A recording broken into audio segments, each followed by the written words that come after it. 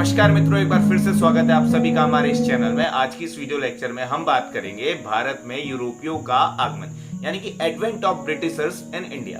तो आप सभी को यह मालूम होगा कि सबसे पहले इंडिया में पुर्तगाली लोग आते हैं। पुर्तगाली के बाद जो है डच, यानी कि जिसको हम नीदरलैंड बोलते हैं, हॉलैंड वाली जो कंट्री है वो आते हैं। उसके बाद फिर तीसरे नंबर पे आते हैं ब्रिटिशर्स, चौथे नंबर पे आते हैं डेनमार्क जिसे हम डेनिश नाम से जानते हैं, और पांचवें नंबर पे आते हैं फ्रांस। अगर आप मैप में इनकी लोकेशन देखोगे तो ये पांच की पांच जो मैंने आपको कंट्रीज बताई है ये सारी चिपकी हुई है एक साथ, और इन हर एक कंट्री के पास अपना अपना CSS है, यानी कि समुद्र का जो इनके पास SS है, यानी कि हर कोई कंट्री जो है लैंडलॉक नहीं है, यानी कि हर किसी के पास सी रूट में जाने का SS है। ठीक है, तो ये जो है ये सबसे इंपॉर्टेंट बात है जो आपको बताना बहुत ज्यादा जरूरी थी। अब मैं इसकी आपको एक लोकेशन भी दिखा दूंगा, तो ये देख सकते हैं आप। सीरीज बाय सीरीज हम चलेंगे, हर एग्जाम पॉइंट ऑफ व्यू से काफी इंपॉर्टेंट टॉपिक है ये, और यहां से क्वेश्चन आते ही आते हैं। मैं कोशिश करूंगा कि आपको पूरे लास्ट तक अच्छे से इसको एक्सप्लेन कर सकूं। और अगर आपको ये वीडियो पसंद आती है, आपको थोड़ा भी कॉन्सेप्ट समझ में आता है, तो इस वीडियो को एक बड़ा सा लाइक कर दीजिएगा। साथ में अगर आप इस चैनल में नए हैं तो इस चैनल को सब्सक्राइब करना ना भूलें, और साथ में अपने दोस्तों के संग इस चैनल को आप शेयर कर सकते हैं। सो गाइस, चलिए शुरू करते हैं बिना कोई देरी करे, without wasting any time, without any hustle and bustle, let's start our topic. सबसे पहले जो पुर्तगाल आती है, पुर्तगाल का जो सबसे पहला बंदा, अगर आप जानते हैं कि 1498 में वास्को डी गामा आता है, तो आप बिल्कुल गलत है। चलते हैं थोड़ा सा पहले, यानी कि 10-11 साल पहले। समय है 1487 का, यानी कि करीबन 11 साल पहले। बार्थोलोमो दियाज, तो ये पहला पुर्तगाली है जो इंडिया में आने की कोशिश करता है। ध्यान रखिएगा, इंडिया में आने की कोशिश करता है, निकला होता है पुर्तगाल से इंडिया में आने के लिए, लेकिन आ नहीं पाता। क्यों? क्योंकि इसको SS मिलता ही नहीं है। ये आता है केप ऑफ गुड होप तक। केप ऑफ गुड होप कहां पर है? अगर आप साउथ अफ्रीका का नक्शा देखेंगे, अफ्रीका महाद्वीप का नक्शा देखेंगे, उसमें जो कंट्री है लास्ट में सबसे साउथ पोजीशन पे, जिसे हम साउथ अफ्रीका नाम से जानते हैं, तो उसी के एकदम सदर्न एंड में पड़ता है केप ऑफ गुड होप। तो वहां तक ये बंदा आता है, बार्थोलोमो दियाज। और उसके बाद आने के बाद इसको कोई SS नहीं मिलता, कोई हेल्प नहीं करता, तो फिर ये वापस लौट जाता है, इंडिया नहीं आ पाता। ठीक 11 साल बाद 1498 में जिसको हम जानते हैं वास्को डी गामा, वो आता है। ठीक है, अब देखिए ये क्यों आ रहे हैं यहाँ पे इंडिया में। ये इसलिए आ रहे हैं क्योंकि इनको ट्रेड करना होता है, इनको व्यापार करना होता है। ये यूरोपियन कंट्रीज के रहने वाले हैं, और यूरोपियन कंट्रीज की अगर आप ज्योग्राफिकल लोकेशन देखेंगे तो वहां पर काफी ठंडा होता है, that is very cold countries.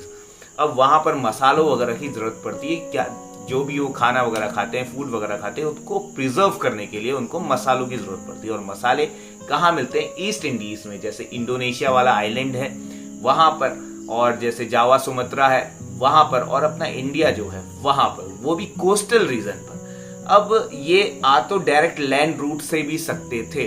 Land route से आप समझ रहे हैं कि यूरोप होते हुए, एशिया होते हुए, टर्की वगैरह होते हुए ये सीधा आ सकते थे। आज भी हम बाइक से जा सकते हैं, इंग्लैंड वगैरह जा सकते हैं, लेकिन ये क्यों नहीं आए? वो दरअसल ऐसा था कि उस समय जो एशियन पावर्स थी, जैसे कि आपको मालूम होगा ओटोमन एम्पायर था। ठीक है, बात है 15th सेंचुरी की, यानी कि 1400 से 1500 के बीच की बात है। तो उस समय काफी जो है इंपॉर्टेंट शक्तियां वहां पर भी थी। तो वो क्या करती थी? अपना एक मोनोपोली बना के रखती थी, यानी कि एकाधिकार बना के रखती थी। और वो ये चाहती थी कि इंडिया और इधर जितनी भी साउथ ईस्ट एशिया जो कंट्रीज है, यहाँ से जो भी ट्रेड, यहाँ से जो भी मसाले वगैरह आते हैं और यूरोप में जाते हैं, तो वो सस्ते में ना जाए, वो पहले हमारे पास आए, उसका SS हमारे पास हो, और फिर हम उसको महंगे रेटों में यूरोपियंस को बेचे। तो वो चाहते थे मुनाफा। अब इन लोगों ने भी सोचा कि यार ऐसे तो कब तक चलेगा, इतने महंगे में हम कब तक ये सामान खरीदेंगे, कोई ना कोई सॉल्यूशन, कोई ना कोई अल्टरनेट सॉल्यूशन तो निकालना ही पड़ेगा। तो इन लोगों ने, पुर्तगाल में एक राजा था हेनरी को समुद्र में सेल करने का काफी शौक था। वो उसको जाना जाता था वो हेनरी द नेविगेटर नाम से भी। तो वो काफी हेल्प वगैरह करता था, जितने भी उसके सेलर्स होते थे वो बोलते थे कि जाओ और जाके इंडिया और ये साउथ ईस्ट एशिया का आप लोग रूट खोजो। तो इसी के चलते उसने सबसे पहले 1487 में बार्थोलोमो डियास को भेजा। वो अनसक्सेसफुल रहा। उसके बाद 11 साल बाद वास्को डी गामा को भेजा। ये तो मैंने आपको एक कारण बताया था, ठीक है, कि वहां पर इनका जो रूट था वो इन लोगों ने ब्लॉक कर दिया था, यानी कि तुर्क्स वगैरह जो थे, तुर्क पावर थी, ठीक है, ऑटोमन एम्पायर था, इन लोगों ने बिल्कुल रास्ता ब्लॉक कर दिया, जाने ही नहीं देते थे। और दूसरा ये था कि इनको जो है ट्रेड भी करना था। अब इनका अपना जो है ट्रेड का नुकसान भी हो रहा था। तो ये जो है आपने रीजन समझा कि ये क्यों आना चाह रहे थे, ठीक है। सो वास्को डी गामा तक मैंने आपको बताया। 1498 में वास्को डी गामा आता है। जो वहां का राजा होता है हेनरी द नेविगेटर, ये इनको काफी सपोर्ट करता है। तो हेनरी द नेविगेटर सपोर्ट करता है। वास्को डी गामा 1498 में आता है। ये भी उसी जगह पे आता है जहां पे पहला वाला बंदा बार्थोलोमो डियाज, यानी कि जो साउथ अफ्रीका का जो एकदम सदर्न पोर्शन है, जिसे हम केप ऑफ गुड होप नाम से जानते हैं, तो वहां पर ये भी पहुंचता है, वास्को डी गामा भी पहुंचता है। अब यहाँ पर इसको एक भारत और या फिर गुजरात वाले रीजन में एक मर्चेंट मिल जाता है इस केप ऑफ गुड होप में। अब ये इस केप ऑफ गुड होप से लेके कालीकट लेके जाता है। कालीकट में उस समय रूल होता है जैमोरिन का। जैमोरिन एक वहां पर कालीकट का शासक है। कालीकट अगर मैं आपको आज की डेट में बताऊं तो केरला वाले रीजन पे ये रीजन पड़ता है। और वो जो बंदा है जो वास्को डी गामा को इंडिया लेके आता है, उसका नाम अगर मैं आपको बताऊं, अब्दुल मनीद। अब्दुल मनीद एक व्यापारी होता है, मर्चेंट होता है, जो कालीकट में इस वास्को डी गामा को लेके आता है। अब ये प्रेजेंट पे अगर आप कालीकट सर्च करोगे तो आपको कालीकट मिलेगा ही नहीं, क्योंकि प्रेजेंट में जो नाम है वो है कोझिकोड, ठीक है, वो वही वाला रीजन है, बस नाम थोड़ा चेंज हो गया है। अब 1498 में जैसे ये इंडिया पहुंचता है, यहाँ पे जो रूलर होता है जैमोरिन, ये काफी अच्छे से इसका वेलकम करता है, ठीक है, काफी खुश हो जाता है कि हमारे वहां कोई विदेशी आया है, कोई फॉरेनर आया है, तो उसको काफी अच्छे से वो उसका स्वागत करता है। अब स्वागत करता है। अब जब ये यहाँ से जब पुर्तगाल से आया होता है अपने शिप में, तो वहां से भी पुर्तगाल से भी अपनी कुछ चीजें वगैरह लेके आता है, तो गिफ्ट देता है जैमोरिन को। जैमोरिन हो जाता है खुश। और क्योंकि जैसे इंडिया और बेसिकली वो जो केरला वाला रीजन मैं बता रहा हूँ, तो वहां पर काफी कोस्टल रीजन है, तो वहां पे ऐसे ब्लैक पेपर, कॉटन वॉटन, तो वहां पे काफी उपयुक्त मात्रा में होते हैं। वहां की सॉइल, वहां की मिट्टी काफी ऐसी फर्टाइल है कि ऐसे सारे जो क्रॉप्स है वहां पे इजीली होते हैं। आप जानते हैं कार्डमम होता है वहां पे, कैश्यू होता है वहां पे, ऐसे बहुत सारी क्रॉप्स होती हैं वहां पे, कैश क्रॉप्स ज्यादा होते हैं। तो अब भर भर के उसकी शिप भर देता है, किसकी? वास्को डी गामा की। जब वास्को डी गामा वापस रिटर्न करता है पुर्तगाल, यानी कि यूरोप वाले रीजन में पहुंचता है, तो वहां पर उसको बहुत, जब वो उसको बेचता है ना, सेल करता है, ठीक है, तो उसको काफी ज्यादा बेनिफिट होता है। अब उसका दिमाग घूमता है, बोलता है मन में लड्डू फूटा। तो वो सोचता है कि यार अगर हमें इतना बेनिफिट हो रहा है तो क्यों ना हम और जाएं और वहां से और ज्यादा सामान लेके आएं और यहाँ पे यूरोप में और बेचें, तो इससे क्या होगा, हमें जो है बहुत ज्यादा मुनाफा होगा। तो इसी मुनाफे के चलते ये दोबारा से जाते हैं। और इस बार वास्को डी गामा नहीं जाता। वास्को डी गामा तो अभी अभी पहुंचा ही है इंडिया से, काफी थका हारा होता है। सो इस बार जो है यहाँ का हेनरी द नेविगेटर, पुर्तगाल का राजा जो है, वास्को डी गामा को बोलता है बेटा तुम रेस्ट करो, हम दूसरे बंदे को भेजेंगे, वो जाएगा। ठीक 2 साल बाद पेड्रो एवारेज कैब्राल 1500 यानी कि 1500 एग्जैक्ट 1500 में 1500 में जाता है, ठीक है, पुर्तगाल से निकलता है। क्या नाम मैंने आपको बताया? Pedro Alvares Cabral. Pedro Alvares Cabral जाता है, वहीं जाके रुक जाता है। अब वास्को डी गामा का रेस्ट हो जाता है कंप्लीट। तो 1502 में 1502 में वास्को डी गामा फिर से अपना जो है सफर शुरू करता है, बोलता है लेट्स स्टार्ट अवर जर्नी, और ये फिर पहुंच जाता है इंडिया। अब तो इसने रास्ता देख ही लिया होता है। 1502 में पहुंचता है, कुछ टाइम रुकते हैं ये लोग, आपस में देखते हैं कि जगह अच्छी है यार, ठीक है, तो ये थोड़ा घूमते हैं आसपास, इन्हें अच्छी जगह लगती है। 1503 में अपनी पहली फैक्ट्री खोल देते हैं कोचिन में। अब ये कोचिन और कैलीकट की लोकेशन आप देखोगे तो बिल्कुल आसपास ही है, ठीक है, थोड़ा ऊपर और नीचे, यानी कि केरला वाले रीजन में ये कोचिन और कैलीकट दोनों है। अब फैक्ट्री बना दी। अब बेसिकली फैक्ट्री में क्या ही बोलूं, ये समझ लीजिए इन्होंने एक गोदाम बना लिया। गोदाम क्यों? क्योंकि ये जितना भी सामान उठा रहे थे, माइंड में तो यही चल रहा था ना कि हम वहां से सामान उठाएंगे, यहाँ लेके जाएंगे। अब ये तो है नहीं कि एक दिन में पहुंच जाते थे, एरोप्लेन था नहीं, है ना, और ऐसी कोई हाई कनेक्टिविटी थी नहीं, तो शिप हुआ करते थे। शिप भी कैसे वाले, जो नौका होती ना आज की, वैसे वाले शिप, कोई इंजन वाली शिप तो हुआ नहीं करती थी उस टाइम पे। तो सोचो काफी कैसा टाइम हुआ करता था, काफी पिछड़ा टाइम हुआ करता था। वो उस समय जो है इन्होंने एक कमरा खरीदा, एक गोदाम टाइप का, ये समझ लो, हम बोलते तो फैक्ट्री है, आगे चल के फैक्ट्री बनी थी। जैसे जैसे इनका जो है ट्रेड में बेनिफिट हो रहा था इनको, तो ये हम यही बोलते हैं कि यार फैक्ट्री खुल गई। लेकिन बेसिकली शुरू में क्या करते थे, ये कमरा टाइप का किराए में ले लेते थे। वहां पे उस कमरा जो किराए में लेते थे वहां पे खुद भी रहते थे, और वो जो सामान ये लेने के लिए आते थे इंडिया, उसको भी रखते थे। एक दिन रखते थे, शिप आता था, शिप में लोड करते थे, फिर वापस यूरोप यानी कि पुर्तगाल लेके, अभी मैं बात कर रहा हूँ पुर्तगालियों की, इसके बाद हम धीरे धीरे जितने भी यूरोपियन पावर्स है सबकी बात करें। तो मैं कह रहा था कि पुर्तगाल जो है ये सामान रखते थे और शिप में वापस लेके आए थे, यानी कि इन्होंने कमरा एक रेंट पे लिया था। तो ये समझ लीजिए, जिसको हम फैक्ट्री बोलते। तो मैंने अभी थोड़ी देर पहले बोला कि कोचिन में अपनी ये पहली फैक्ट्री खोलते हैं। फैक्ट्री कुछ नहीं है, बेसिकली छोटा सा कमरा होता है जहाँ पे सामान वामान रखते हैं। अब 2-3 बंदे आते हैं, ज्यादा होते भी नहीं उस टाइम पे, और उस समय अब भाई कमरा ले रहे हो या कहीं रुक रहे हो, अपना सामान भी है, तो उसकी देखरेख करने के लिए भी तो कोई बंदा चाहिए। तो जिस बंदे को ये रखते हैं एज अ केयर टेकर, उसको ये नाम देते थे गवर्नर। 1505 में फ्रांसिस्को दे अल्मेडा को ये पहला गवर्नर नियुक्त कर देते हैं, यानी कि केयर टेकर रख देते हैं। समझ रहे हो? थोड़ा बात को, कॉन्सेप्ट को ना थोड़ा सा विजुअलाइज करना। जो चीज मैं आपको बता रहा हूं उस चीज पूरे को, कॉन्सेप्ट को विजुअलाइज करना। 1503 में ये फैक्ट्री खोलते हैं। 1505 में उसकी केयर टेक करने के लिए एक बंदे को रख देते हैं, जिसका नाम जिसको एक गवर्नर की उपाधि दे देते हैं। बोलते बेटा तुम यहाँ के गवर्नर हो, तुम यहाँ पे गवर्न करो, ठीक है, देखो कोई चीज यहाँ से चोरी नहीं होनी चाहिए। और उसका नाम उसका वो बंदा होता है जो सबसे पहला बंदा होता है यहाँ का केयर टेकर, उसका नाम होता है फ्रांसिस्को दे अल्मीडा। ये होता है पहला पोर्चुगीज गवर्नर। अगर आपसे एग्जाम में पूछा जाए कि ब्लू वाटर पॉलिसी यानी कि शांत जल की नीति क्या है और ये किसने इनिशिएट की थी इंडिया में, तो ये मैं आपको बता दूं, ये जो मैंने आपको अभी अभी इस बंदे का नाम लिया, फ्रांसिस्को दे अल्मीडा, ये पुर्तगीज का पहला गवर्नर था इंडिया में। इसने ये नीति अपनाई थी, ठीक है। 1505 में गवर्नर बना था, और ये जो नीति थी ब्लू वाटर पॉलिसी, जो आप हमारा इंडियन पेनिनसुला देखते हो, इसके आसपास क्या है, इंडियन ओशियन है ना। तो उस इंडियन ओशियन में बेसिकली ये तो कौन सा, केरला वाले रीजन पे था।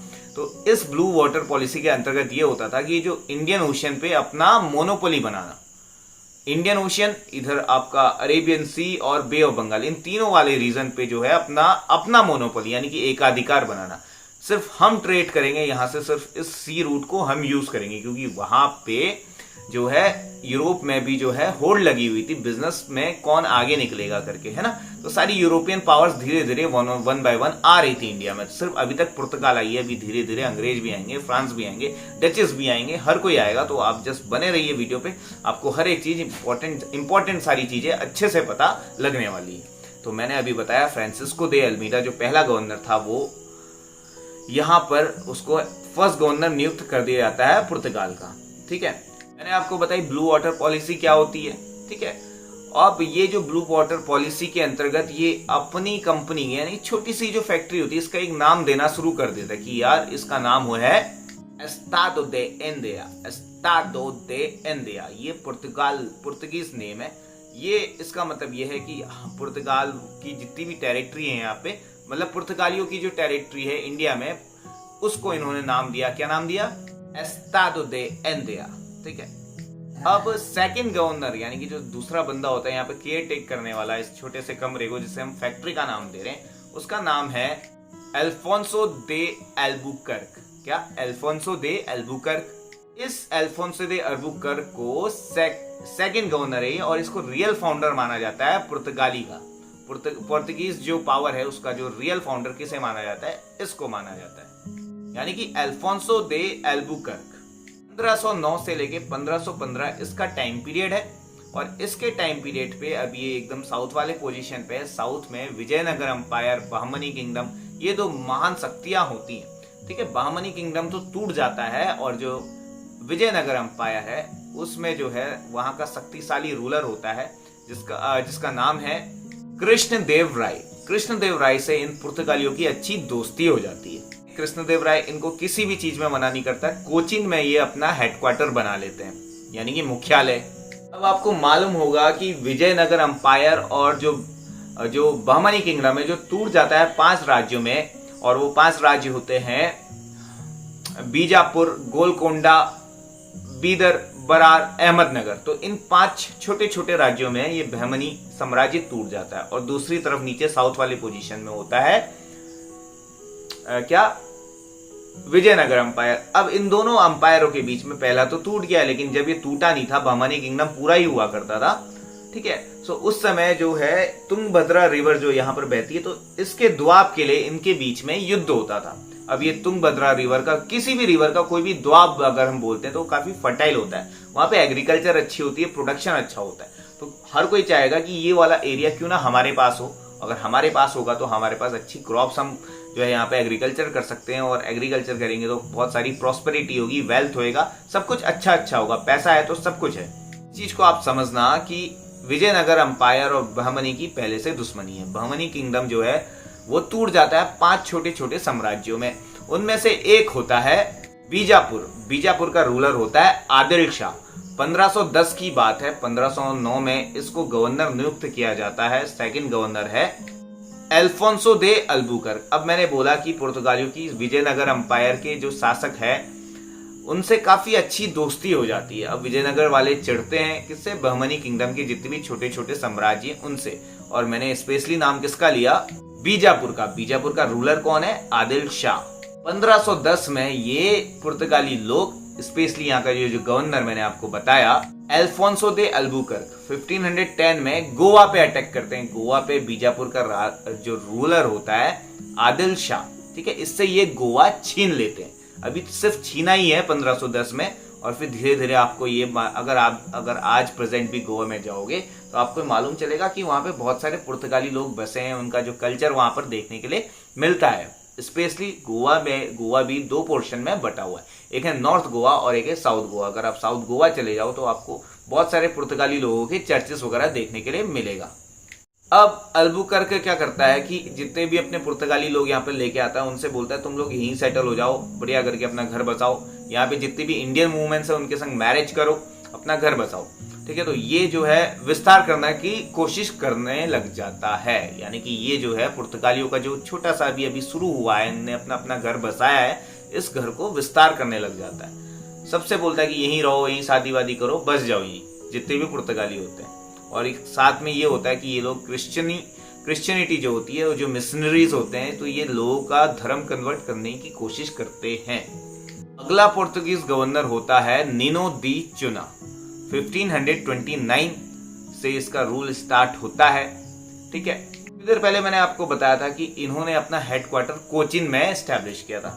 अब जैसे ये 1510 में गोवा छीन लेते हैं बीजापुर के रूलर आदिल शाह से, तो ये अपना जो है 1530 में अपना जो ये हेडक्वार्टर है कोचिन से शिफ्ट कर देते हैं गोवा। और यही गोवा जो है 1961 तक पुर्तगालियों की ऑफिशियल कैपिटल होती है, यानी कि इंडिया के इंडिपेंडेंस के बाद तक भी पुर्तगाली लोग यहाँ पे रहते हैं। 1961 में इनको खदेड़ा जाता है और गोवा को शामिल कर लिया जाता है इंडियन टेरिटरी में।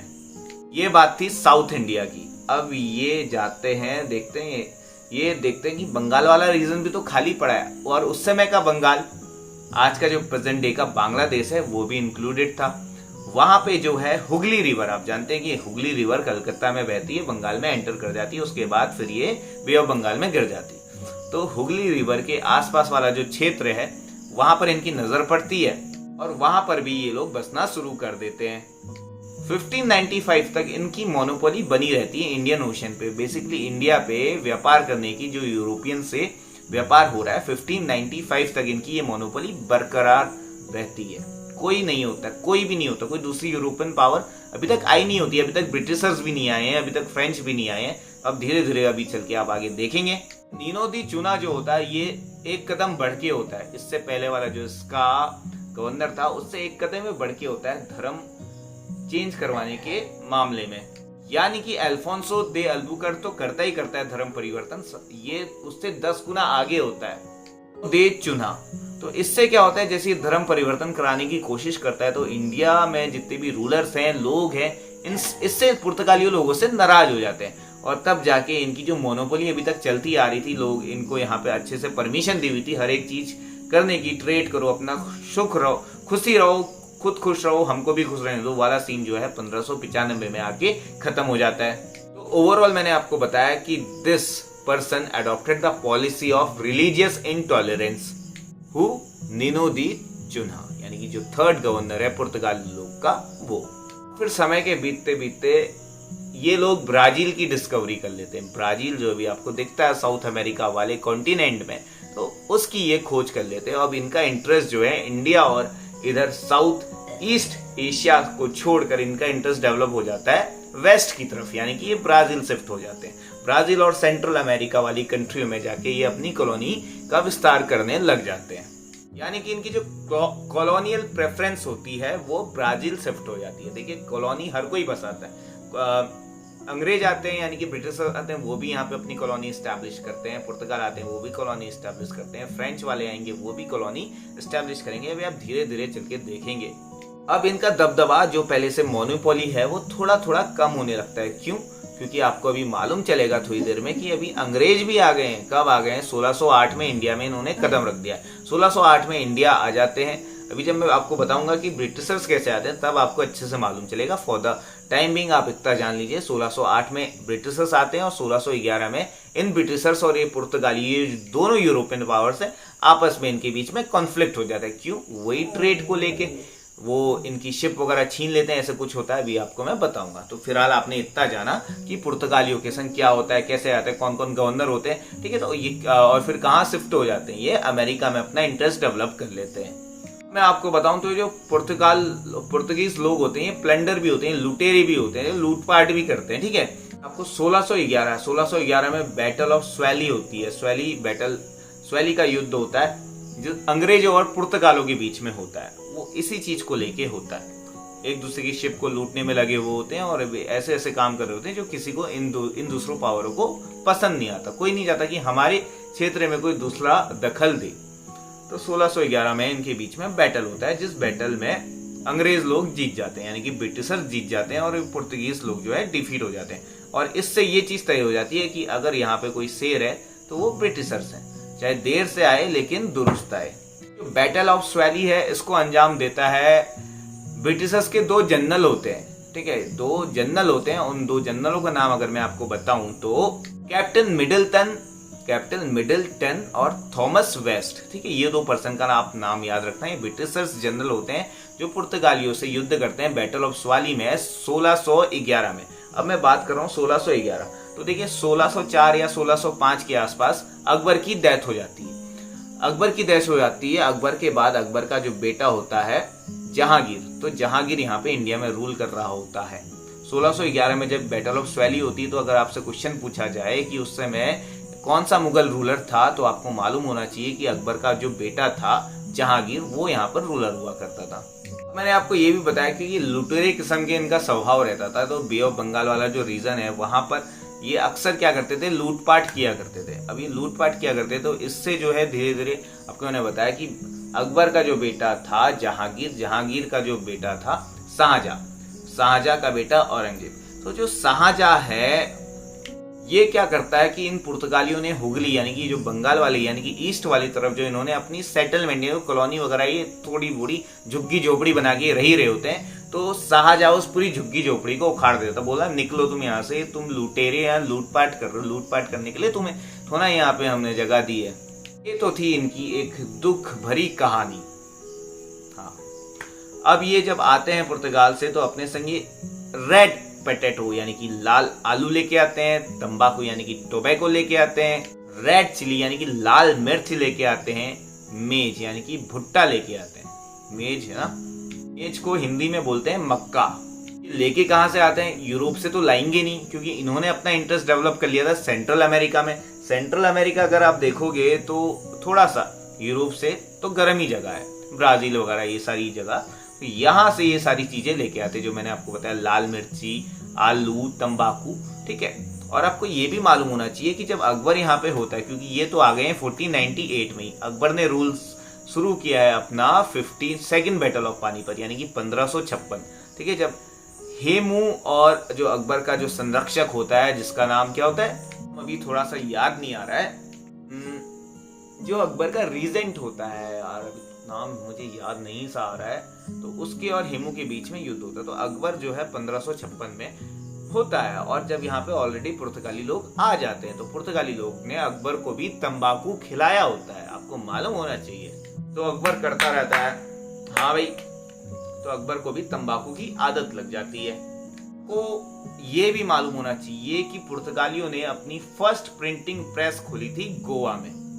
ठीक है, फर्स्ट प्रिंटिंग प्रेस गोवा में किसने खोली थी? पुर्तगालियों ने, क्योंकि पुर्तगालियों का ये कॉलोनी बन ही चुकी थी। ठीक है, 1510 में आपने देखा कि इन्होंने इसको अटैक कर लिया था, गोवा को छीन लिया था। किससे? यहाँ का जो रूलर हुआ करता था नीचे साउथ वाला, जो मैंने आपको बताया था कि बहमनी किंगडम 5 साम्राज्यों में टूट गया था। उनमें से एक साम्राज्य का नाम बीजापुर, जिसका रूलर आदिल शाह। तो इस आदिल शाह से ये गोवा जो है छीन लेता, और इसी गोवा में पुर्तगाली लोग जो है अपनी फर्स्ट प्रिंटिंग प्रेस खोलते हैं। पुर्तगालियों की प्रिंटिंग प्रेस कहाँ? गोवा। ये हमने देखा पुर्तगालियों के बारे में। जितनी भी इंफॉर्मेशन मैंने अभी आपको बताई, मैं आशा करता हूँ कि आप एक कॉपी एक पेन लेके बैठे होंगे। अगर आप पढ़ने वाले बच्चे हैं, आप किसी एग्जाम की तैयारी कर रहे हैं, तो यहाँ से क्वेश्चन आपके बन सकते हैं और आपको करनी भी चाहिए। सो ये था पुर्तगालियों के बारे में। तो अब मैंने बताया कि पहली यूरोपियन पावर मैंने आप लोग के संग डिस्कस कर ली है। अब करेंगे दूसरी यूरोपियन पावर, और जो दूसरी यूरोपियन पावर है वो है डच। ठीक है, जिसे हम नीदरलैंड बोलते हैं, जिसे हम हॉलैंड नाम से भी जानते हैं। ठीक है, और आपको मालूम होना चाहिए कि यहाँ के जो बंदे होते हैं, यहाँ के जो पर्सन होते हैं, वर्ल्ड में सबसे ऊंची हाइट इनकी होती है, करीबन 100 साल बाद। हाँ, 1498 में वास्को डी गामा आया था। 1595 और 1596 में जो डच है, जो हॉलैंड और नीदरलैंड के रहने वाले हैं, अगर आप हॉलैंड और नीदरलैंड सर्च करेंगे गूगल मैप में, तो आपको एक पूरा सा एरिया बन के आ जाएगा। तो आपको अच्छे से पता चल जाएगा कि हॉलैंड और नीदरलैंड है कहाँ पर। तो ये यहाँ के रहने वाले थे, जिसको हम डच नाम से जानते हैं। कब आए थे? 1595 1596 के बीच में आए थे। अब बहुत सारी जो है डच कंपनी मिलकर एक डच मेन वाली जो डच कंपनी है उसका गठन करते हैं, और उसका नाम होता है United East India Company of Netherland to trade into East. का ओरिजिनल नेम होता है VOC, यानी कि वेरेनिडे इनसे ऊस कैंपेनी। वेरेनिडे ऊस्ट इनसे कैंपेने, ये डच नेम है। तो आप देख लीजिए, मैं आपको यहाँ पे मेंशन कर दूंगा, नेम भी ऐसे नहीं, VOC यानी कि वेरेनिडे ऊस्ट डच कैंपेन। सो इसका नाम होता है वेरेने ऊट्स इनसे कैंपेन। पहली फैक्ट्री 1605 में मछलीपट्टनम, यानी कि जो आंध्र प्रदेश वाला रीजन है, वहां पर खोलते हैं। कोई भी कंफ्यूज मत होना, जहां पे भी फैक्ट्री का नाम आ रहा है इनिशियली जब ये कर रहे हैं, तो क्या है? छोटा सा एरिया। और फिर अपनी दूसरी फैक्ट्री भी खोलते हैं, वो खोलते हैं पुलिकट, तमिलनाडु। कब खोलते हैं? 1610 में, ठीक 5 साल बाद। 1605 में पहली फैक्ट्री खोलते हैं, दूसरी फैक्ट्री 1610 में पुलिकट में खोल देते हैं। और इस वाली फैक्ट्री को, जो पुलिकट यानी कि तमिलनाडु में जो है, इसको ये अपना हेडक्वार्टर बना लेते हैं। बंगाल वाला रीजन कोई नहीं छोड़ता, पुर्तगाली भी गए थे बंगाल में अपनी किस्मत आजमा रहे थे। मोदी जी भी आजकल बंगाल में अपनी किस्मत आजमा रहे हैं। सो बंगाल में ये जो डच थे, जिसे मैं नीदरलैंड और हॉलैंड बोल रहा हूँ, तो ये लोग भी अपनी किस्मत आजमाने गए। बंगाल और बांग्लादेश का कंबाइंड रीजन आप देखोगे तो पिपली और चिंसुर नाम की 2 जगह आपको वहां पर दिखेंगी। तो वहां पर जो है ये लोग अपना जो है ये सेटलमेंट शुरू कर देते हैं। कौन? डच लोग। आपको याद होना चाहिए, अब एक बैटल यहाँ पर, ये जो डच हैं 1759 में इन डच का ब्रिटिशर से भी मुकाबला होता है 1759 में, और इस बैटल का नाम है 1759 में, और इस बैटल का नाम है बैटल ऑफ बीदर। और इस बैटल से ये डिसीजन, ये निष्कर्ष निकलता है कि यहाँ पर अगर कोई रहेगा तो वो रहेंगे ब्रिटिशर्स।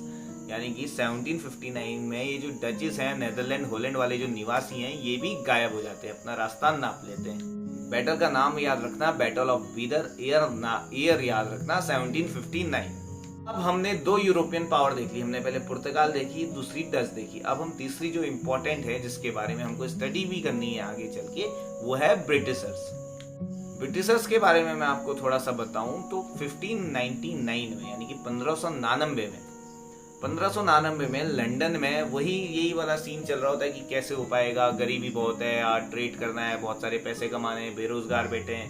1599 में ऐसे कुछ बेरोजगार लोग जो है जिसको हम मर्चेंट नाम से जानते हैं। लंदन के कुछ ऐसे बेरोजगार जिसे मर्चेंट के नाम से जानते हैं, यानी कि सम मर्चेंट्स ऑफ लंदन इन 1599 ये लोग मिलके क्या करते हैं, कंपनी का एस्टेब्लिशमेंट करते हैं। अभी इन्होंने कंपनी का एस्टेब्लिशमेंट कर दिया। इनका मोटो ये होता है कि इनको कहीं से पता लग जाता है कि यार वास्को दी गामा नाम का कोई बंदा था, वो इंडिया गया, वहां से वो बहुत सारी चीजें लेके आया और यहाँ पे जो है महंगे दामों में बेच रहा है।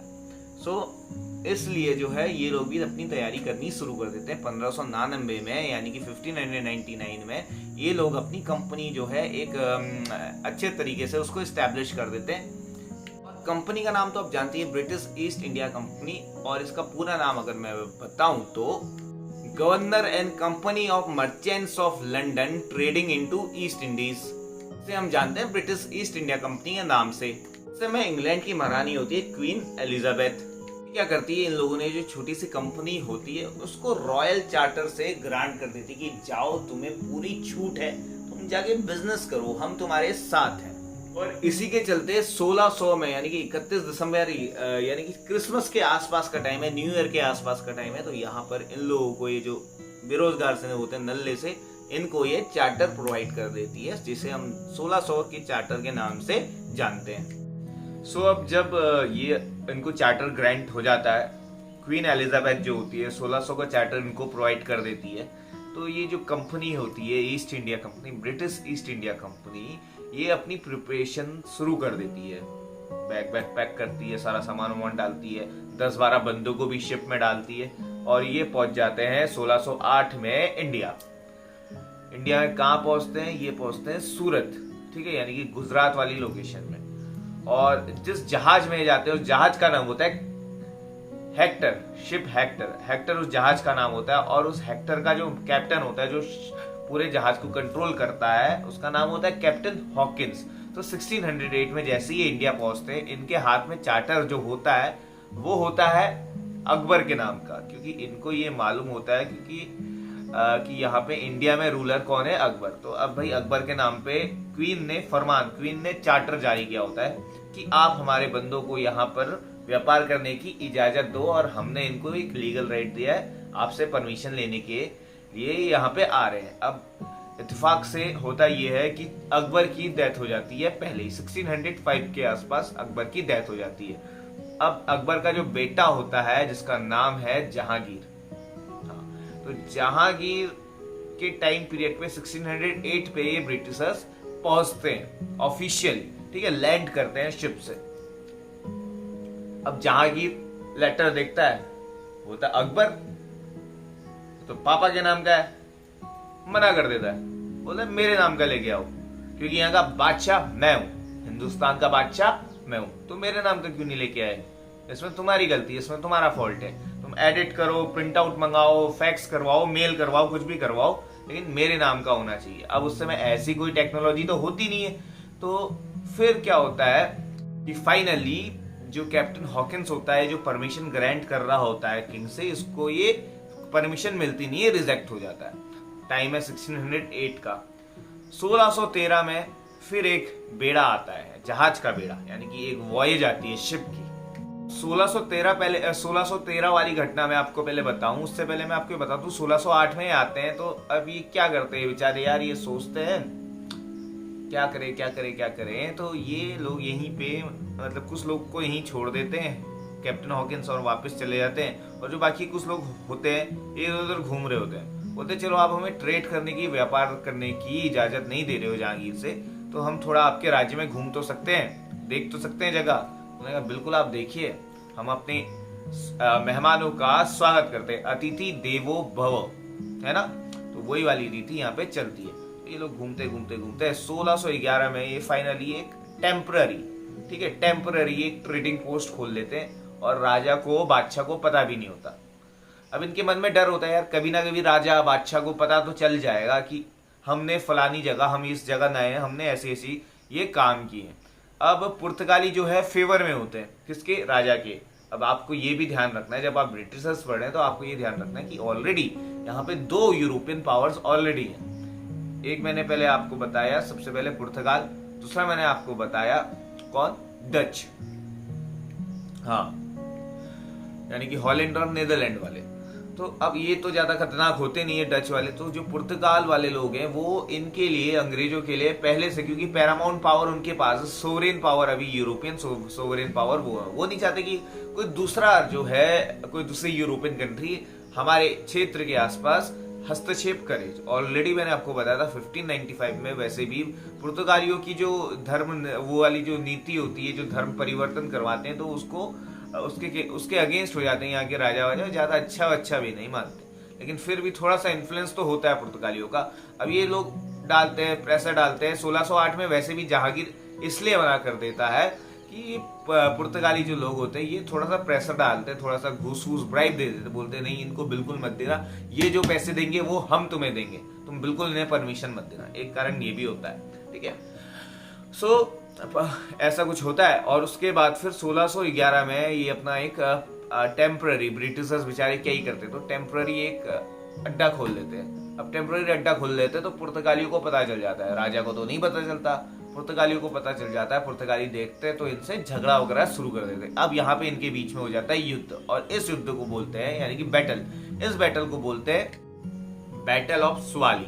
सूरत में ये बैटल होती है पुर्तगालियों और अंग्रेजों के बीच में, ये जो दो यूरोपियन पावर है। और इसमें जो है जैसे तैसे करके अंग्रेज जीत जाते हैं, क्योंकि इनके पास थोड़े जो इनकी जो वो होती है, इनके पास इनके आदमियों की तादाद, इनका जो गैंग होता है, इनकी गैंग की तादाद ज्यादा होती है, ठीक है। मैं आर्मी नहीं कहूंगा क्योंकि आर्मी होती भी नहीं बेसिकली, ये कुछ लोग ही आते हैं, मर्चेंट्स ही तो होते हैं, व्यापारी तो होते हैं। अब ये देखते हैं यार कि हाँ खतरनाक चल रहा है, तो क्यों ना हम ऐसे करके, तो हमें परमिशन नहीं मिल रही है, क्योंकि हम इन्हीं को साफ करते हैं पुर्तगालियों को, तो ये कोशिश करते हैं। और वहां पे जो बैटल होती है, बैटल का नाम मैंने आपको ऑलरेडी बता दिया है, 1611 में बैटल ऑफ स्वाली। तो ये चीज भी आपको ध्यान रखती है, ये यहाँ से भी पूछा जाता है कि बैटल ऑफ स्वाली किसके बीच में हुई थी, या अंग्रेजों और पुर्तगालियों के बीच में पहला युद्ध कब हुआ था, और उस युद्ध को क्या कहते हैं, और इसका निर्णय क्या निकला था। ये सारी चीज होती है 1611 में। ये लोग, जो पुर्तगाल लोग का अभी तक वर्चस्व कायम था यहाँ पर, ये टूट जाता है।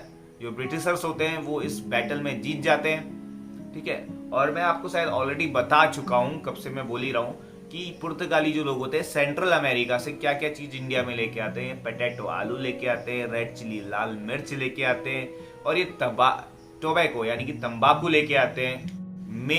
मेज को क्या ही बोलते हैं, भुट्टा खाते ना हम, कॉर्न, हाँ, तो वही उसी से, मेज से ही बनता है। पॉपकॉर्न्स वगैरह बनते हैं तो उसी मेज से बनता है। तो मेज भी कहाँ से आती है, सेंट्रल अमेरिका। कौन सा वाला पोर्शन, ब्राजील से ऊपर वाला पोर्शन, यानी कि मध्य अमेरिका पे ये, क्योंकि मैंने ऑलरेडी आपको बताया कि ये अपना जो है इंटरेस्ट डेवलप कर लेते हैं कहाँ पे, instead of India and instead of south east Asia, ये अपना इंटरेस्ट डेवलप करते हैं, क्योंकि इनको एक जगह और पता लग जाती है, क्योंकि 1492-93 में क्रिस्टोफर कोलंबस ऑलरेडी चला गया होता है, आता हुआ इंडिया की खोज करने। शायद ये पॉइंट मैंने आपको नहीं बताया था, क्योंकि इतना वो है भी नहीं, सभी को मालूम है कि अमेरिका की खोज 1492 में की थी, वो इत्तेफाक से की थी, वो आ रहा था इंडिया के लिए, लेकिन वो उधर चला जाता है, कहाँ, अमेरिका चला जाता है, ठीक है। ये चीज है। तो आपने देखा ये बहुत सारी चीजें, आपने देखा कि ब्रिटिशर्स जो है यहाँ पे आते हैं, क्या क्या चीजें लेके आते हैं, क्या परिवर्तन होते हैं, कौन सी लड़ाई होती है। टाइम है 1611 का, ठीक है। 1611 में युद्ध हो जाता है। अभी थोड़ी देर पहले मैंने बताया था 1608 में तो मना कर देता है जहांगीर। अब 1611 में जैसे ही जीत जाते तो जहांगीर को भी लगता है कि हाँ यार बंदों में दम तो है, इनको परमिशन ग्रांट करनी चाहिए, इनको परमिशन ग्रांट करनी चाहिए। और 1613 में, ठीक है, 1613 में इनको परमिशन ग्रांट हो जाती है, यानी कि इनको इजाजत मिल जाती है कि आप लोग अपना यहाँ पे जो है हमारी इजाजत के हिसाब से, हमारे हिसाब से आप अपनी ट्रेडिंग सेंटर खोल सकते हैं, हम आपको इजाजत देते हैं। तो फाइनली ये लीगली जो है वैलिड हो जाते हैं यहाँ पे अपना फैक्ट्री खोलने के लिए, ट्रेड करने के लिए। अब इनको किसी चीज का डर नहीं होता। और वैसे भी 1611 में अपना जो है ये पावर दिखाई देता है पुर्तगालियों लोगों को हरा के, ठीक है। 1613 में ये जो है परमिशन दे देते हैं। अब आप लोग का ये होमवर्क है कि आप लोग नीचे कमेंट सेक्शन में हमें बताएंगे कि 1613 में जो ये युद्ध हो रहा है, 1613 में जो इनको परमिशन मिली है, वो कौन सा जो है, कौन सा यूरोपियन है, कौन सा अंग्रेज है, कौन सा ब्रिटिशर है जो जहांगीर के दरबार में आया है और उसने परमिशन ग्रांट की है। तो ये चीज आपका होमवर्क है। और बाकी इंपॉर्टेंट चीजें मैंने आपको सारी बता दी है। मैंने आपको बताया पुर्तगाली कैसे आए, मैंने आपको बताया अंग्रेज कैसे आए, ठीक है। मैंने आपको ये भी बताया कि पुर्तगालिया अंग्रेजों के लिए क्या लाए, इन्होंने अकबर को क्या खिलाया। तो ये सारी चीजें आई होप अभी तक मैंने आपको 3 पावर डिस्कस कर लिए। मैंने सबसे पहले बताया था पुर्तगाल लोग आए थे, फिर मैंने आपको ये बताया था कि डचेस, जिसे हम नीदरलैंड या हॉलैंड बोलते हैं, वो आए थे। फिर तीसरा मैंने आपको बताया कि ब्रिटिशर्स आए थे। अब ये तो इनके आने का क्रम है, लेकिन इनकी कंपनी सेटअप होने का क्रम थोड़ा सा डिफरेंट है। ठीक है, पहले पुर्तगाली लोग आते हैं, यहाँ पे बसते हैं, अपना ट्रेड वगैरह शुरू कर देते हैं। उसके बाद सेकंड नंबर पे जो कंपनी स्टैब्लिश होती है, फैक्ट्री वगैरह जो खुलती हैं, वो खुलती हैं किसकी, वो होती है जो तीसरे नंबर पे आता है, यानी कि ब्रिटिशर्स। और दूसरे नंबर पे कौन, डच। तो ये जो फैक्ट्री खुलने का, इनका जो कंपनी का जो विस्तार है, उसका ये ऑर्डर है। फिलहाल हमने 3 पावर डिस्कस कर ली है।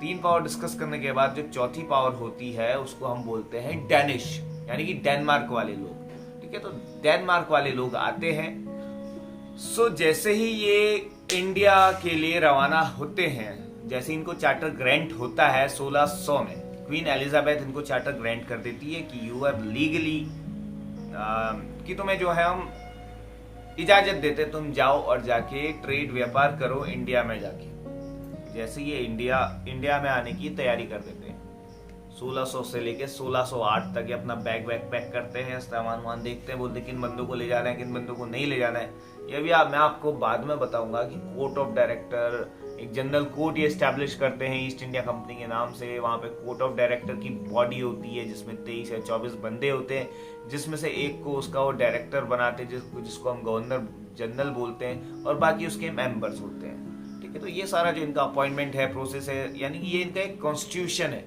कॉन्स्टिट्यूशन यानी कि कैसे कॉन्स्टिट्यूट हुआ उसके मेंबर्स। तो ये सब अलग बात है। फिलहाल आप एक स्टोरी समझ लीजिए और स्टोरी को पूरा देखिएगा। तो 1608 में ये जो है फाइनली इंडिया लैंड कर जाते हैं, और कौन से वाले पोर्शन में, सूरत में। ठीक है, अब जो एलिजाबेथ ने इनको चार्टर दिया होता है, वो दिया होता है अकबर के नाम का। अकबर की डेथ हो जाती है 1605, 1606, 1604, 1605 में अकबर चल बसता है। अब इनको नहीं मालूम होता है कि अकबर तो चला गया, अकबर की डेथ हो गई। अब ये लोग थोड़ा सा देर भी कर देते हैं आने में, क्योंकि चार्टर तो 1600 में ही ग्रांट कर दिया जाता है। तो जैसे ही 1600 में ग्रांट करता है तो इनको आ जाना चाहिए था उस समय, बट ये काफी टाइम लगा देते हैं। अभी पता नहीं क्या सोचते हैं, हम क्या करेंगे, पूरी प्लानिंग बना के आते हैं कि हम जो है यहाँ से बहुत सारा जो है सामान लेके आएंगे और यहाँ पे बहुत अच्छा व्यापार करेंगे। तो 1608 में फाइनली ये पहुंचते हैं। फिर पहुंचते तो देखते हैं कि अकबर तो है ही नहीं। अब क्या होगा, चार्टर जो है किसके नाम का है, अकबर के नाम का है। इनको मालूम होता है, पढ़े लिखे होते ही हैं यार, कि चार्टर अकबर के नाम का है, सोवरेन पावर तो है ही नहीं, उसकी डेथ हो गई है। अभी चार्टर कैसे एक्सेप्ट करेगा यहाँ का राजा। तो राजा के पास ही जाते हैं। फिर भी जिस जहाज में आए होते हैं उस जहाज का नाम होता है कैप्टन हॉकिन, उसका नाम होता है हेक्टर, शिप हेक्टर। हेक्टर जहाज का नाम होता है, और उस हेक्टर का जो ड्राइवर होता है, जो कैप्टन हम बोल सकते हैं, उसको बोलते हैं कैप्टन हॉकिंस। ड्राइवर ही कहूंगा, क्योंकि आज की तरह कैप्टन नहीं होते, वो शिप तो छोटी होती है, छोटी छोटी शिप होती हैं। ठीक है, और शायद इंजन वाली हो ना हो, इंजन आएगा भी कहाँ से, है ना, इंजन नहीं होता उस समय। सो ये वाली चीजें हैं। ये आ जाते हैं, कैप्टन हॉकिंस आ जाते हैं 1608 में। दरबार होता है जहांगीर का। जहांगीर जो है देखता है, लेटर है मेरे पापा के नाम का है, मेरे नाम का लेके आओ, यहाँ का बादशाह, यहाँ का राजा, यहाँ का सब कुछ मैं हूँ, तो पापा के नाम पे मैं आपको कैसे ग्रांट कर दूं। ठीक है, तो आप जो है मेरे नाम का लेके, उनको परमिशन नहीं देता, 1608 में परमिशन नहीं देता। अब ये लोग हो जाते हैं परेशान हो जाते हैं। वापस जाता है कैप्टन हॉकिंस, वहां इंग्लैंड में जाता है और कुछ बंदों को छोड़ देता है। ठीक है, चलो तुम यही रहो, मैं जाके क्वीन से दोबारा परमिशन लेके आता हूं। अब जैसे ये जाते हैं, क्योंकि यार आपको ये मालूम होना चाहिए, लंबा रास्ता, काफी लंबा है, नाव में जा रहे हैं, काफी टाइम लग जाता है जाने में, है ना। तो तब तक जो बाकी बंदे यहाँ पे होते हैं, वो देखते हैं, घूमते घामते हैं, वो सोचते हैं यार जब तक हमारे साहब आएंगे, अब 1-2 साल हम काफी पता नहीं कब आएंगे, तो तब तक हम बैठ के खाली क्या मक्खियां थोड़ा मारेंगे। तो ये सूरत में एक जगह पे जाके एक अपना टेम्पररी ट्रेडिंग सेंटर खोल देते हैं, वहां के लोगों से मिलते हैं। क्योंकि देखिए आपको मालूम होना चाहिए, अकबर जो यहाँ पे अभी मुगल दरबार है, वो कहाँ पर है, वो है आगरा में, है ना, आगरा दिल्ली वाले रीजन में। और मैं बात कर रहा हूँ सूरत की। उनको वो बिल्कुल बेखबर होते हैं कि हमारे सूरत वाले पोर्शन में चल क्या रहा है। तो ये लोग सूरत में जो है बेसिकली टेम्पररी रिसाइड करने लग जाते हैं, वहाँ के लोगों से मिलते हैं। ठीक है, और वहाँ से हल्का हल्का व्यापार करना स्टार्ट कर देते हैं। ये बात इसकी भनक लगती है पुर्तगाली लोगों को, वो काफी एक्टिव होते हैं, उनके पास सी पावर होती है, उनके पास जहाज होते हैं, सब वो देखते हैं। ठीक है। तो उनको पता लग जाती है, तो फिर 1611 में इनके बीच, इन दोनों पावर के बीच में, यूरोपियन और पुर्तगालियों के बीच में युद्ध होता है, जिसको हम बोलते हैं बैटल ऑफ स्वेली 1611 में। इसमें पुर्तगाली लोग हार जाते हैं, अंग्रेज लोग जीत जाते हैं। अब अंग्रेज लोग कैसे जीत जाते हैं, 10-12 मेंबर पुर्तगालियों के भी होंगे, 12-13 मेंबर ब्रिटिशर्स के भी होंगे। मैन पावर जहाँ पे ज्यादा है तो वहां पे इसलिए ये जीत जाते हैं। अब जीत जाते हैं, फिर उसके बाद फिर ये बात पता चलती है वहां के शासक, इंडिया के शासक यानी कि जहांगीर को ये बात पता चलती है। बोलता अच्छा हमारे पीठ पीछे ऐसा हो रहा है, देखते कौन जीता। यार ब्रिटिशर्स लोग जीत गए, चलो कुछ ना कुछ तो बात है ही। और वैसे भी मैं आपको बता दूं 1608 में जब इनको रिजेक्ट किया जाता है कैप्टन हॉकिंस को, उस समय पुर्तगालियों का हाथ भी होता है, क्योंकि पुर्तगाली लोग काफी फेवर में होते हैं इनके, ठीक है। तो पुर्तगाली बोलते हैं यार हम आपको जो है जितना पैसा ये दे रहे हैं सर, हम आपको पैसा देंगे, बताओ आपको कितना पैसा चाहिए, इनको परमिशन ग्रांट मत करो बिल्कुल भी, ठीक है। सो ये भी एक कारण होता है। लेकिन 1611 में इनकी लड़ाई हो ही जाती है। 1611 में लड़ाई होने के बाद अब मैंने आपको बताया था हॉकिंस गया होता है इंग्लैंड, वहां बताने के लिए यार कि हमें परमिशन तो दे ही नहीं रहे, ऑफिशियल परमिशन है ना। तो फिर अब वो बोलते हैं चलो कोई नहीं। फिर एक दूसरा बंदा आता है जिसका नाम होता है थॉमस रो आता है 1613 में, बहुत सारे प्रेजेंट वगैरह। इस बार वो पूरी प्लानिंग करके आता है कि कैसे नहीं देंगे सर, है ना। लेके आता है जहांगीर के नाम का चार्टर, ठीक है।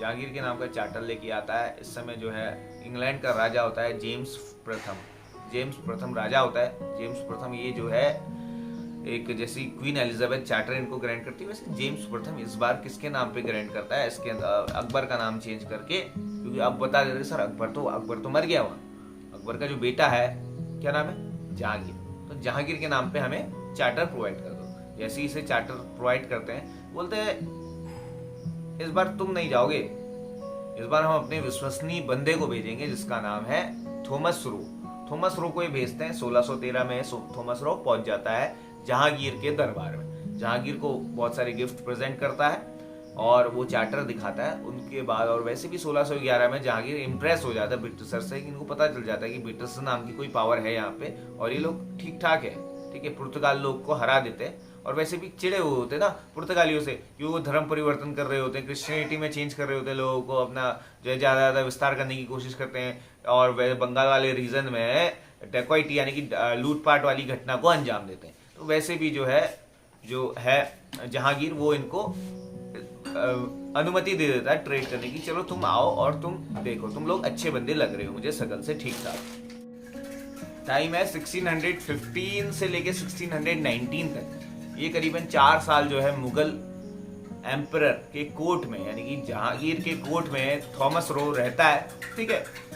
काफी अच्छे फ्रेंडली रिलेशंस हो जाते हैं। बाकी इसके जितने भी बंदे हैं वो तो रह ही रहे होते हैं, वो तो अपना काम कर ही रहे होते हैं, लाना ले जाना, व्यापार इंपोर्ट एक्सपोर्ट कर ही रहे होते हैं।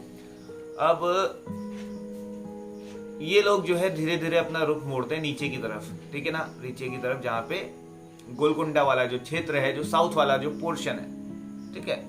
क्योंकि मैंने अभी आपको बताया था पुर्तगाली जो लोग होते हैं वो कहाँ पहुंचते हैं, वो साउथ में कैलिकट वाले रीजन में पहुंचते हैं। तो इन लोग को भनक लगती है कि यार पुर्तगालियों का अड्डा तो वहां है, उनने है सूरत पे आके हमें अटैक किया, तो हम भी क्यों ना जाके पुर्तगाल लोग के जो ट्रेडिंग सेंटर है वहां पे जाएं और वहां पे अपना जो है मोनोपोली क्रिएट करें। ये लोग समझते हैं कि अपने आप को ये है क्या, 1611 में बैटल ऑफ स्वैली में ऑलरेडी इनको हमने हरा दिया।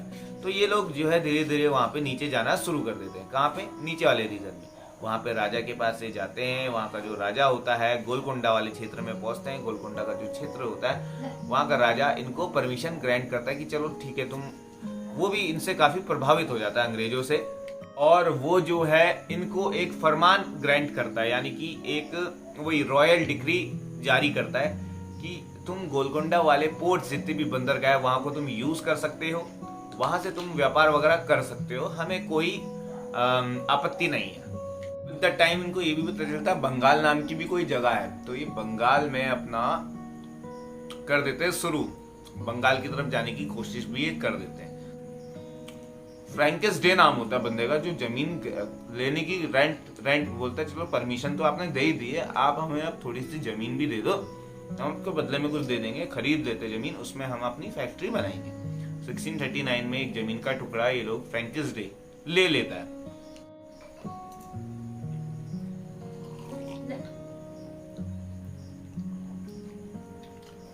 सो मैं आपको बता रहा था कि गोलकोंडा का जो राजा होता है उसकी टाइम पीरियड जो मैंने आपको बताई थी 1632, 1632 में इनको परमिशन ग्रांट कर देता है। 1639 में चंद्रगिरी का जो राजा होता है उससे ये जमीन ले लेते हैं, पट्टे पे कहिए या खरीद के लेते हैं या इस पे एग्रीमेंट पे लेते हैं, ले लेते हैं। और वहां पर ये एक बिल्डिंग बनाना शुरू कर देते हैं। इसी बिल्डिंग को जाना जाता है फोर्ट सेंट जॉर्ज नाम से। यहाँ पे ब्लैक टाउन व्हाइट टाउन वाला कॉन्सेप्ट भी होता है। व्हाइट मतलब एक कोठी बनाते हैं किलेदार, ठीक है। तो उस कोठी के सेंटर में एक बड़ी सी लाइन ग्रांट करते हैं। उस कोठी के सेंटर में ये लोग क्या करते हैं, अपना एक बिल्डिंग बनाते हैं रहने के पर्पज से। और बाहर का जो सेटलमेंट होता है, जो बाहर लोग इंडियन लोग जो रह रहे होते हैं ना, वहीं के जो नेटिव लोग होते हैं उसको बोलते हैं ब्लैक टाउन। और जो जहाँ पे अपना ब्रिटिशर्स खुद रहते हैं, क्योंकि रंग में गोरे होते हैं तो इसलिए ये इस जगह को नाम लेते हैं व्हाइट टाउन। व्हाइट टाउन अंदर और जो है बाहर कौन सा, ब्लैक टाउन, ठीक है। तो इसी व्हाइट टाउन और ब्लैक टाउन को आज की डेट में चेन्नई नाम से जाना जाता है, ठीक है। तो आपको मैंने बता दिया कि चेन्नई की शुरुआत कैसे होती है, यानी कि जो फोर्ट सेंट जॉर्ज है उसी को आज की डेट में चेन्नई के नाम से, चेन्नई का जो विस्तार आज तो काफी बड़ा है, उस टाइम पे काफी छोटा हुआ करता था। तो आज का जो चेन्नई है वो पुराने टाइम में फोर्ट सेंट जॉर्ज नाम से शुरू हुआ था, ये आपको मालूम होना चाहिए। 1651 टाइम पीरियड बीतता है 1639 से करीबन 13 साल बाद 1651 में ये लोग क्या करते हैं कि बिहार से मतलब इधर से ये अपना बंगाल, बिहार, उड़ीसा की तरफ ये लोग चले जाते हैं। ऑलरेडी मैं आपको बता चुका था कि बंगाल में भी इनकी नजरें गड़ी होती है। ये चाहते हैं कि मैक्सिमम ये ना इनका मेन मकसद होता है, इनका कॉलोनाइज करने का मेन मकसद होता है। तो बंगाल, बिहार, उड़ीसा वाले क्षेत्र में भी ये पहुंच जाते हैं। उस समय का बंगाल, बिहार, उड़ीसा एक ही हुआ करता था। आज का जो बांग्लादेश है वो भी एक ही हुआ करता था और पूरा जाना जाता था बंगाल नाम से, ठीक है। उस समय जो है पाकिस्तान और भारत भी एक ही हुआ करता था, आपको ये मालूम होना चाहिए, और उसको बोला जाता था हिंदुस्तान। तो फिलहाल जो मैं बात कर रहा हूँ 1651 की, इस समय मुगलों का रूल हुआ करता था। और 1651 में बंगाल वाले पोर्शन में जो है शाहजहां का बेटा था जिसका नाम था फारुख सियार। ये फारुख सियार इनसे इसलिए प्रभावित हो जाता है क्योंकि इसको कोई बीमारी होती है, तो उस बीमारी को ये लोग ठीक कर देते हैं। अब ये इतना खुश हो जाता है कि इनको 3000 रुपये एनुअली ये इनसे लेता है और इनको यहाँ पे जो है ट्रेड करने की अनुमति दे देता है। अब यहाँ पे यही हो ही रहा होता है कि आपको ऑलरेडी मालूम है कि अभी 2 यूरोपियन पावर इंडिया के अंदर है, पुर्तगाल और ब्रिटिशर, यानी कि ये 2 मेजर पावर है। एक तो और है डच, है ना। और हाँ, टाइम है 1661 का। अभी फ्रेंच लोग नहीं आए हैं।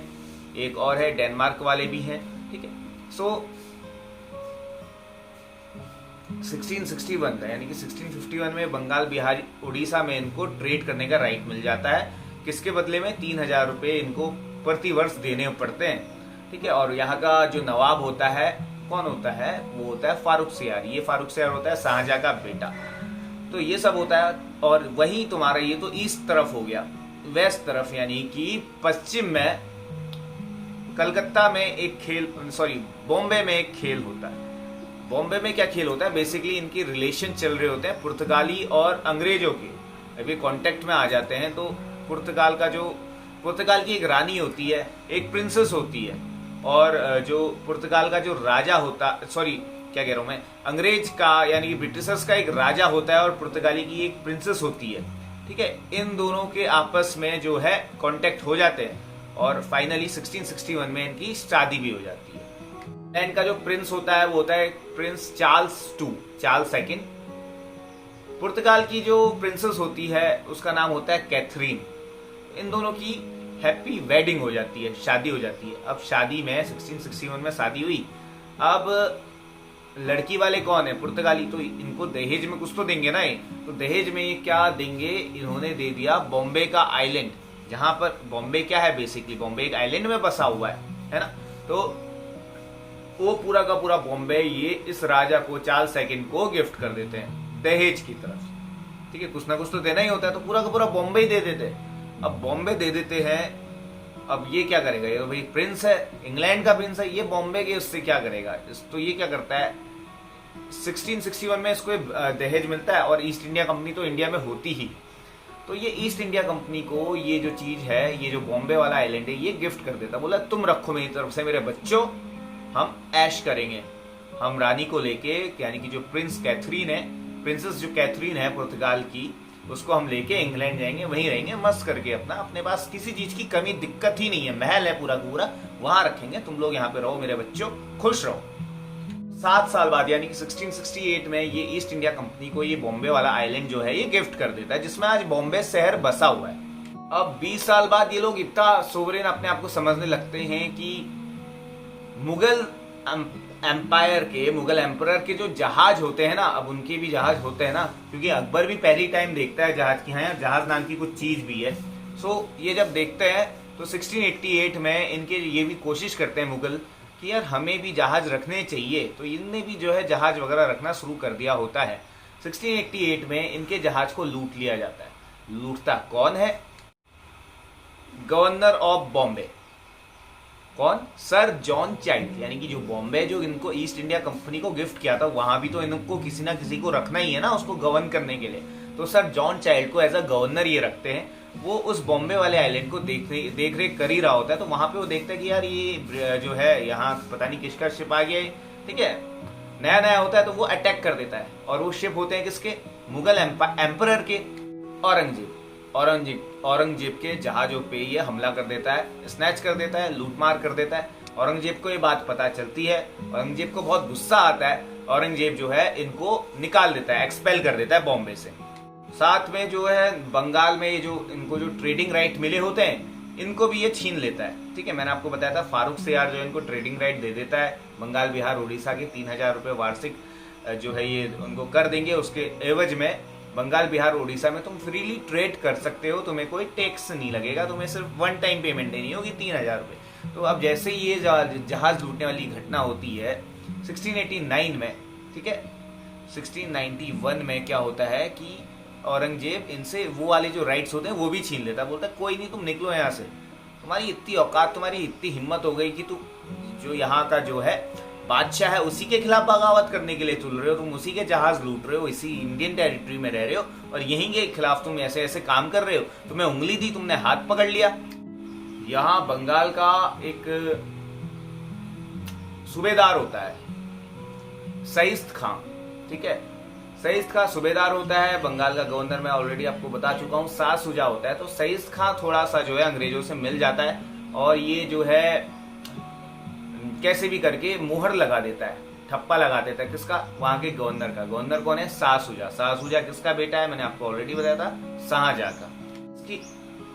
और इसकी इस हरकत से इनको जो ब्रिटिशर्स को जो पहले ट्रेडिंग राइट्स खत्म हो जाते हैं और ट्रेडिंग राइट्स दोबारा से मिल जाते हैं 1691 में। किसकी हरकत से, सईद खां की। किसकी झूठी मोहर किसकी लगा देता है, वहां का जो गवर्नर होता है। गवर्नर कौन होता है, शाह शुजा। आपको यहाँ पे ध्यान ये रखना है, अभी तक इनको सिर्फ ट्रेडिंग करने के राइट हैं, ठीक है, अभी इनकी बस्ती नहीं बसी। 1698 का टाइम आता है, वहां का सूबेदार चेंज होता है, ठीक है, देख उनको पता चलता है ना सूबेदार ने ऐसी हरकत की, तो सईद खां को बर्खास्त कर देते हैं। सईद खां की जगह बैठता है दूसरा सूबेदार, और उस सूबेदार का नाम होता है अजीम उस शान। अजीम उस शान यहाँ का नया सूबेदार होता है। ये क्या करता है, सूबेदार का बेसिकली काम ये होता है कि जमीनों को पट्टे में, जमींदारी वाले पर्पस में, उस समय जमींदारी प्रथा चलती थी, ठीक है, जमीन दे देते। तो ये जो है 3 गांव की जमीन दे देता है अंग्रेजों को। वो 3 गांव कौन कौन से होते हैं, सुतीनाटा, कालीकटा और कालीकटा, हाँ कैलीकट नहीं बोल रहा हूँ, कालीकटा और गोविंदपुर। सुतीनाटा, कालीकटा और गोविंदपुर, इन तीनों की जो है जमींदारी अंग्रेजों को दे दी जाती है। कौन देता है, किसका काम होता है जमींदारी देने का, ये राजा नवाब गवर्नर का काम थोड़ा होता है। गवर्नर के नीचे जो अंडर होता है वो सूबेदार होता है, यानी कि सूबों का जो है रखवाला, सूबों को देखरेख करने वाला, एक काइंड ऑफ पटवारी कह लीजिए, तहसीलदार कह लीजिए, आज के कंटेक्स्ट में कुछ भी कह लीजिए, है ना, जो निगरानी रखता है। तो वो इन 3 गांवों की जो जमींदारी वो दे देता है ब्रिटिशर्स को। 1698 में कौन देता है, अजीम उस शान। ये कौन है, सूबेदार है बंगाल का। और अब इन 3 गांवों पे ही कलकत्ता शहर बसता है। फोर्ट विलियम, मद्रास में आपने देखा था फोर्ट सेंट जॉर्ज, यहाँ पे फोर्ट विलियम। और यहाँ पे कौन इसको गवर्न करता है? यहाँ पे गवर्न किया जाता है कलकत्ता वाले रीजन में जॉब चार्नोक। अब आपके लिए एक क्वेश्चन यहाँ पे और बनता है कि कलकत्ता की स्थापना किसने की थी, एस्टैब्लिशमेंट किसने किया था? तो जॉब चार्नोक वो नाम है, वो व्यक्ति है जिसने कलकत्ता शहर बसाया था। 3 गांव की जमींदारी को जो पट्टे पे लेकर वहां पे कलकत्ता शहर बसाया था फोर्ट विलियम नाम से।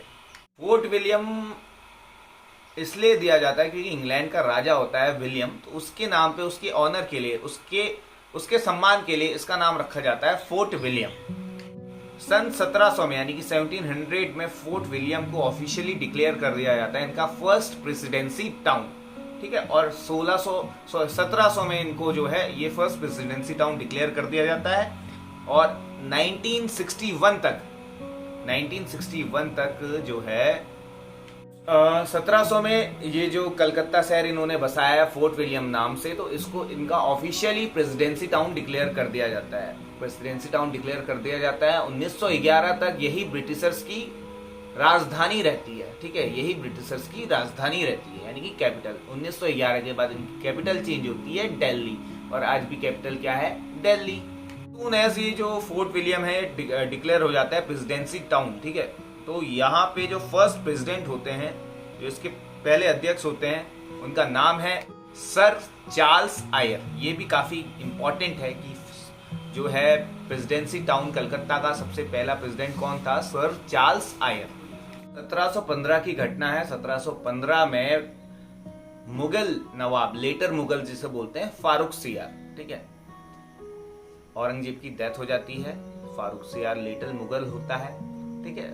1715 की बात है। फारूक सियार बीमार पड़ जाता है। अब उसके इलाज थोड़ा सा इम्पॉसिबल सा लगता है, वहां के वैद्य वगैरह सारे फेल हो जाते हैं। इसी कड़ी में अंग्रेज का एक सर्जन होता है, अंग्रेजी सर्जन होता है, जिसका नाम है हैमिल्टन। वो लाया जाता है मुगल दरबार में। अब यार ये तो इंग्लिश बोलता है, ये वहां पे आके करेगा क्या?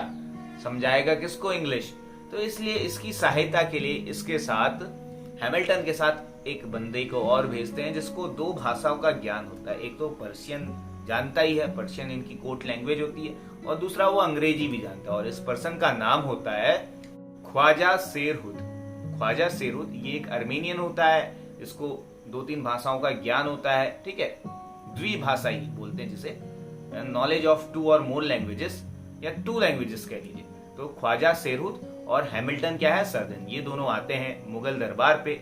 इनको भेजा जाता है। जॉन सरमन को पता लगता है कि फारूक सियार जो मुगल एम्परर है वो बीमार है, उसकी इलाज ठीक वो नहीं रिकवर हो पा रहा है। तो जॉन सरमन इन दो बंदों को, एक तो जो सर्जन होता है हैमिल्टन, और दूसरा ये जिसको 2 भाषाओं की नॉलेज होती है, इन दोनों को भेजता है मुगल दरबार में। अब 1-2 साल का टाइम पीरियड लगता है। फारूक सियार ठीक हो जाता है। 1717 में ये काफी खुश हो जाता है कि इनने मेरी लाइलाज बीमारी का इलाज कर दिया, ठीक है, जो कोई नहीं कर पा रहा था, हमारे वैद्य फेल हो जा रहे थे, इन्होंने कर दिया। तो काफी खुश हो जाता है। और अब ये क्या करता है, जो पहले 3000 रुपए एनुअल टैक्स इन्हें देने पड़ रहे थे बंगाल, बिहार और उड़ीसा में ट्रेड करने के लिए, तो उसको ये फिनिश कर देता। बोलता है इसके बदले अब तुम फ्री ट्रेड करो, तुम अपने ही तो बंदे हो, तुमने मेरी जान बचाई है, जान से ज्यादा थोड़ा है 3000 रुपए, सो इसलिए तुम फ्री ट्रेड कर सकते हो। मुगल एम्परर फारूक सियार 1717 में इनको एक डिक्री, इनको एक रॉयल फरमान जारी करता है कि यार चलो ठीक है, तुम्हें जो अभी तक तुम एनुअल टैक्स दे रहे थे 3000 रुपए का, वो तुम मत दो, उसको खाओ पियो ऐश करो, मस्त रहो, अपनी जिंदगी जियो। सिर्फ बंगाल बिहार उड़ीसा में ही नहीं, ये बोलते हैं तुम सूरत में भी जो है फ्री में व्यापार करो, तुमसे कोई टैक्सेशन वगैरह लेंगे ही नहीं। अब देखना यहाँ पे कितनी बड़ी बेवकूफी करता है फारूक सियार। फारूक सियार के इसी रॉयल डिक्री को एक ब्रिटिशर है, ओम्स नाम का एक स्कॉलर है, ओम्स, ORMES, वो बोलता है कि ये जो चार्टर है ये एक मैग्ना कार्टा है। किसके लिए? ब्रिटिशर्स के लिए। मैग्ना कार्टा आप समझते हैं, मैग्ना कार्टा होता है एक अधिकार पत्र, ठीक है, जिसमें बहुत सारे राइट दे दिए जाते हैं। तो वैसे ही जो ओम्स है, जो ब्रिटिश स्कॉलर है, ओम्स बोलता है कि ये जो फारूक सियार ने काम किया है, ये जो इनको जो है, इनको अनुमति दी है, इनको रॉयल डिक्री प्रोवाइड की, ये रॉयल डिक्री एक नॉर्मल रॉयल डिक्री नहीं है, बल्कि ये एक क्या है, मैग्ना कार्टा है। ठीक है, तो वीडियो काफ़ी लंबी हो रही है और यहाँ पे ब्रिटिशर्स को मैं आपको अच्छे से समझा चुका हूँ। आई होप कि आपको हर एक चीज़ समझ में आई होगी, और अगर आप आई है तो आप प्लीज़ इस वीडियो को जाने से पहले लाइक करना ना भूलें और साथ में शेयर करना ना भूलें। जिसको आपको लगता है कि यार हाँ इसको हमें शेयर करनी चाहिए इस पर्टिकुलर पर्सन को, तो आप प्लीज़ शेयर करना ना भूलें, उससे बोलिए कि इस वीडियो को देखें और जितनी जल्दी हो सके इसको लाइक करें। अगर आप इस चैनल में नए हैं तो इस चैनल को सब्सक्राइब करें। ठीक है, तो यहाँ पे मैंने जो है 3 पावर आपको मैंने बता दिए। चौथी पावर है डेनमार्क। ठीक है, यानी कि डैनिश। 1616 में ये डैनिश जो है, डेनमार्क जो है, आते हैं इंडिया। 1745 में ये चले जाते हैं। इनका कोई ज़्यादा इंपॉर्टेंट रोल नहीं होता। इन्होंने जितनी भी फैक्ट्री वगैरह खोली होती है, बेसिकली तंजौर वाला जो एरिया है चेन्नई तमिलनाडु में, वहाँ पर ये अपनी फैक्ट्री स्टैब्लिश करते हैं, वहाँ पे रहना शुरू करते हैं, वहाँ पे अपनी बस्ती बसाते हैं। करीबन 100 एक साल का 100 130 140 के समय अवधि के ड्यूरेशन में ये लोग यहाँ पर रहते हैं। और इस ड्यूरेशन में जो कुछ भी होता है एट द एंड 1745 में सब जो है सारा का सारा ब्रिटिशर्स को बेच देते, बोलते भैया तुम ही रखो, हमें तो जो जिस पर्पज से आए थे हमें वो प्रॉफिट हुआ ही नहीं। तो ये लोग 1745 में अपना बैग पैक करके गाना गाते हैं, वी आर गोइंग बैक, करो मेरा बैग पैक। तो ये चल देते हैं वापस डेनमार्क। अब भैया अब आ जाती है लास्ट पावर, फ्रेंच। ठीक है, फ्रेंच की मैं आपको एस्टेब्लिशमेंट ईयर बताऊं, फ्रेंच की जो कॉलोनी है, फ्रेंच वाले इंडिया में कब आते हैं। सो अगर मैं आपको फ्रेंच पावर के बारे में बताऊं इंडिया में, तो आपको ये मालूम होना चाहिए फ्रेंच का उस समय राजा था जब ये लोग यहाँ पे भारत में आए, लुइस 14। तो लुइस 14 था और उस समय जो है फ्रेंच और इंग्लैंड यानी कि ब्रिटिशर में आपस में युद्ध चल रहा था। युद्ध क्यों चल रहा था? ऑस्ट्रिया का जो शासक था उसकी मृत्यु हो जाती है, उसका कोई हेर नहीं होता, यानी कि उसका कोई सक्सेसर नहीं होता है जो वहां पर रूल कर सके। अब इस ऑस्ट्रिया की गद्दी को लेकर अंग्रेजों और फ्रेंचों में आपस में घमासान युद्ध होता है। सिर्फ इंडिया में ही नहीं, जहां जहां पे इनकी कॉलोनी होती है, जहां जहां पे ये लोग होते हैं, वहां पे ये लोग लड़ना शुरू कर देते हैं, लड़ जाते हैं, भिड़ जाते हैं। तो ये जो रीजन होता है ऑस्ट्रेलियन वॉर ऑफ सक्सेशन, यही रीजन होता है इंडिया में जो कार्नेटिक वॉर शुरू होता है ना, तो इसी के कारण ये शुरू होता है। फॉर द टाइम बिंग आप इतना समझ लीजिए, राजा है फ्रेंच का लुइस 14।